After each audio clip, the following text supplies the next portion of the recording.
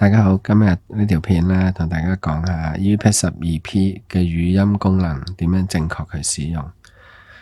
我哋先假設而家我哋打開金星影視，我哋撳住呢個咪就唔會有任何反應，即係假設你用唔到。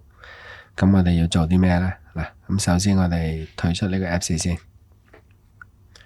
然後入去上邊嘅設定嘅位置，齒輪嗰度。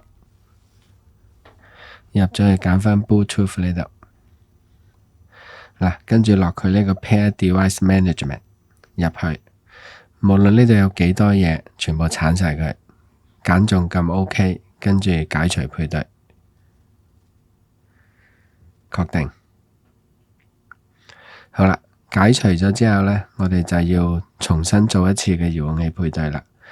咁點樣做呢？好簡單嘅，你就用遙控器對住部機。撳一下呢個咪呢個掣，佢就會彈呢個配對畫面出嚟啦。跟住我哋就跟住圖左右長撳，撳到遙控器呢上邊嘅燈喺度斬咗之後呢，再撳多4至5秒，然後再放手，然後再撳多次遙控器中間嘅 OK。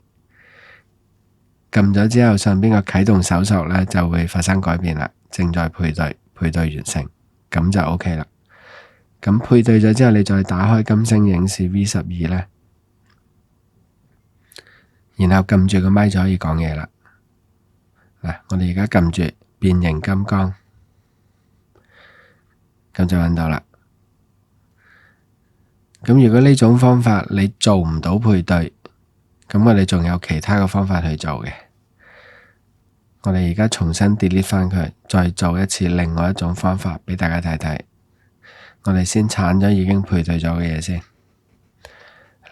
咁我哋睇翻轉頭，跟住去翻設置，然後 Bluetooth， 然後 Pair New Device 呢度撳一撳佢，喺呢個位置左右撳住，撳到你見到個 mon 出現 EVAI-168 呢個 icon 就放手，然後揀中佢，撳 OK， 咁佢就會 connect 啦。咁呢度嘅做法同頭先係一樣嘅，即係總之係做一個連接啫。咁做咗之後，我哋再開翻金星影視，然後再撳住個咪就可以講嘢啦。變形金剛，嗱就 OK 啦。我哋再試下英文 Transformer， 咁就 OK 啦。好啦，今日同大家講嘅內容就咁多啦，拜拜。